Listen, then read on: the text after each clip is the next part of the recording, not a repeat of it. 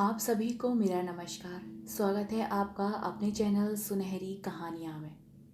आज की कहानी है अनाम रिश्ता, जिसकी लेखिका रूपाली भट्टाचार्य जी हैं। कहानी शुरू करने से पहले मेरा आपसे विनम्र निवेदन है, यदि आपको मेरे द्वारा सुनाई गई कहानियाँ पसंद आती हैं तो कृपया कहानी को लाइक, शेयर और चैनल को सब्सक्राइब कीजिएगा। आइए सुनते हैं कहानी अनाम रिश्ता। सुलभा और समर को 1 महीना हुआ था इस नई कॉलोनी में आए हुए।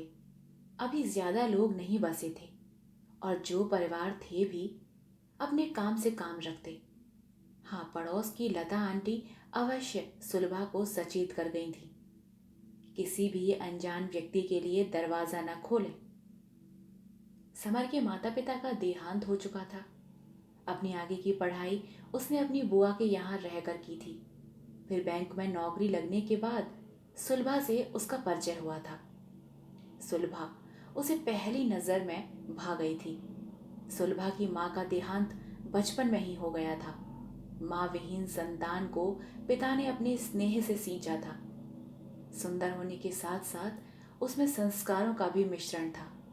पिता की तबीयत खराब होने के कारण उसे बैंक में कुछ कागजी कार्यवाही के लिए आना पड़ता था। समर की सहायता से समस्त कार्य निर्विघ्न रूप से हो गया, लेकिन प्रेम का अंकुर दोनों के हृदय में प्रस्फुटित हो चुका था। सुलभा के पिता ने सहर्ष इस विवाह के लिए सहमति दे दी थी। कुछ रिश्तेदारों की मौजूदगी में दोनों परिणय सूत्र में बंध गए थे। जीवन निर्बाध गति से चल रहा था। शादी के 1.5 सालों में नोक झोंक के सिवा और कोई झगड़ा नहीं था। इस बीच 2 घटनाएं घटी। सुलभा के पिता हृदय गति रुक जाने से काल के गर्त में समा गए और समर का स्थानांतरण हो गया। दिल्ली में कुछ दिन तो घर व्यवस्थित करने में लग गए। आसपास का शांत माहौल सुलभा को बेहद सुकून देता। उस दिन बुधवार था। समर के ऑफिस जाने के बाद घरेलू कामों को निपटाकर सुलभा बरामदे की आराम कुर्सी पर बैठी मैगजीन के पन्ने पलटने के साथ ही अपने विचारों में खोई थी कि तभी एक आहट ने उसे चौंका दिया। कुछ घबराहट और लता आंटी की हिदायत को ध्यान में रखते हुए सुलभा ग्रिल खोलकर गेट तक आई। पहली ही नजर में वो सुलभा को माँ जैसी लगी, लेकिन अगले ही पल अपनी आवाज को कठोर बनाते हुए उसने आने का कारण पूछा। महिला ने उत्तर दिया, उनका नाम निर्मला देवी है, दिल्ली में ही रहती हैं, किसी काम से बाहर गई थी, आज ही वापस लौटी हैं। स्टेशन पर ट्रेन लेट होने की वजह से उनके बेटे समय पर नहीं पहुंचे। वह अकेली घर जाने के लिए निकली और रास्ता भटक गई। उम्र बढ़ने के साथ याददाश्त कमजोर हो गई है, कुछ देर बाद याद भी आ जाता है। सुलभा का मन पसीज गया। गेट खोलकर उन्हें बरामदे की कुर्सी पर बिठाया और एक ट्रे में पानी और मिठाई लेकर आई। निर्मला जी ने एक मीठी मुस्कान के साथ सुलभा को देखा। सुलभा के साथ बातें करते हुए वह काफी सहज हो चली थी, लेकिन सुलभा का दिमाग कहीं और ही दौड़ रहा था। उसने मोबाइल से समर को संदेश भेज दिया कि वो जल्दी हो सके घर आ जाए। संदेश मिलते ही समर आधे दिन की छुट्टी लेकर 3:45 तक घर पहुंचा। तब तक सुलभा और निर्मला जी दोपहर का खाना निपटा चुकी थी। समर ने एक सशंकित नजर निर्मला जी पर डाली और वहीं सोफे पर बैठकर वही कहानी सुनी जो उन्होंने सुलभा को सुनाई थी। समर को उन पर विश्वास नहीं हो रहा था। वह शयन कक्ष में चला आया। उसने इशारे से सुलभा को भी बुला लिया। कुछ देर तक दोनों गहन विचार करते रहे। फिर कुछ सोचकर पुलिस को फोन किया।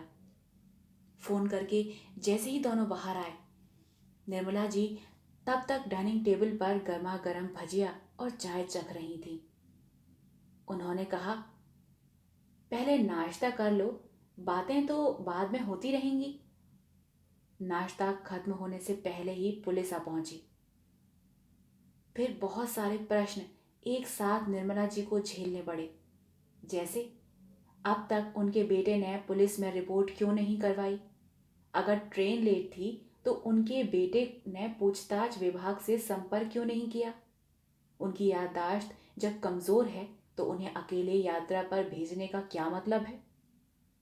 इतने सारे प्रश्न और जवाबदेही से निर्मला जी घबरा कर रोते हुए कहने लगी कि वह चोर नहीं है। उन्हें सच में कुछ भी याद नहीं आ रहा है। वह सुबह तक यहां से जरूर चली जाएंगी। सुलभा से उनका रोना देखा न गया। उसने पुलिस वालों से कहा, हम सुबह खुद ही उन्हें छोड़ आएंगे। पुलिस चली गई, लेकिन समर अभी भी असमंजस में ही था। रात का खाना भी निर्मला जी ने आग्रह करके खुद ही बनाया और परोस कर खिलाया भी। एकल गृहस्थी करते हुए सुलभा और समर को ये सुख नहीं मिला था, इसीलिए उन्हें भी अच्छा लगा। सुबह 7:30 बजे समर की आंख खुली। सुलभा अभी तक सो ही रही थी। वह हड़बड़ा कर उठा और दूसरे कमरे में निर्मला जी को न देखकर उसका शक और पुख्ता हो गया। उसने सभी कीमती चीजों पर सरसरी निगाह डाली। सब चीजें यथास्थान पर ही थी। वह बगीचे में गया तो ठगा सा रह गया। निर्मला जी फूल चुन रही थी। लज्जित होकर वह अंदर आ गया। तब तक सुलभा भी उठ गई थी। नाश्ते के बाद उन्हें निकलना था। जाते समय निर्मला जी रोने लगी। उन्हें सुलभा से स्नेह हो गया था। सुलभा की भी आंखें भर आईं। समर के साथ गाड़ी में बैठकर वह रास्ता बताती जा रही थी। एक बार फिर संदेह का बीज समर के मन में पनपा कि वह कहीं याददाश्त जाने का नाटक तो नहीं कर रही थी। एक गली के मुहाने पर उन्होंने कार रोकने के लिए कहा और बोली, मैं यहां से चली जाऊंगी बेटा। समर की इच्छा थी कि एक बार उनके भरे पूरे परिवार को देखे। कम से कम इनके बेटों को तो एक बार हमारा धन्यवाद करना ही चाहिए। निर्मला जी चुपचाप एक ओर बढ़ने लगी। समर ने भी कार मोड़ ली, लेकिन कुछ दूर जाने पर उसका मन नहीं माना और उसने कार वहीं मोड़ दी जहां उसने निर्मला जी को छोड़ा था। समर कार से उतरकर पैदल ही एक ओर चलने लगा। रास्ता वही खत्म होता था, इसीलिए वह बढ़ता गया। अचानक उसके कदम ठिठक गए।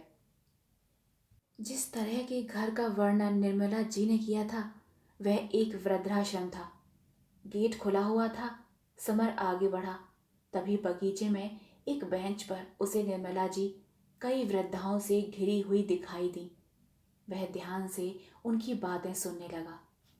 निर्मला जी बोल रही थीं, मैंने झूठ बोला, लेकिन उस एक दिन में मैंने अपने बचे हुए दिनों की सारी खुशियां पाली।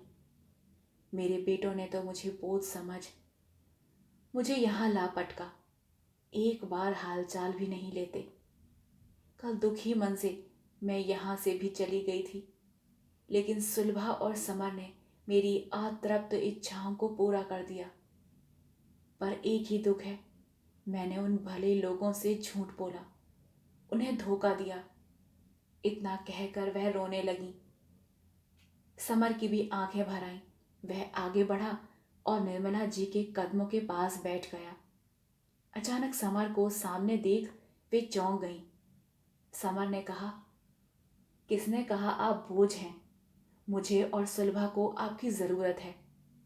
अब आप हमारे साथ ही रहेंगी, किसी अनाम रिश्ते के साथ नहीं, बल्कि हमारी माँ बनकर। मुझे तो आपके बेटों पर तरस आता है जो इस ममतामयी माँ को यहाँ छोड़ गए। हमने भी आपको समझने में भूल की। चलिए, मैं आज ही अपनी माँ को यहाँ से घर ले जाऊंगा। निर्मला जी उठकर खड़ी हुई और हंसते हुए बोली, लोग तो बच्चे गोद लेते हैं और तू मुझ बूढ़ी को ले रहा है। समर ने हंसते हुए निर्मला जी का हाथ पकड़ा और कहा, हाँ, और इस बच्चे को अब कभी झूठ नहीं बोलना पड़ेगा। निर्मला जी की सहेलियां उन्हें खुशी से विदा कर रही थीं। सभी की आंखें नम थीं, मानो बोल रही हों, हम में से एक को तो इस अभिशप्त जीवन से मुक्ति मिली, वरना उम्र के इस मोड़ पर अपना घर होते हुए भी आश्रितों की तरह जीवन जीना कितना पीड़ादायक होता है। निर्मला जी सुलभा से मिलने को बेचैन थी। समर ने भी गाड़ी की रफ्तार तेज कर दी। आप सुन रहे थे कहानी अनाम रिश्ता। आशा करती हूँ आपको यह कहानी पसंद आई हो। कहानी पसंद आई हो तो कृपया कहानी को लाइक, शेयर और चैनल को सब्सक्राइब कीजिएगा। मिलते हैं एक नई कहानी के साथ। तब तक के लिए धन्यवाद।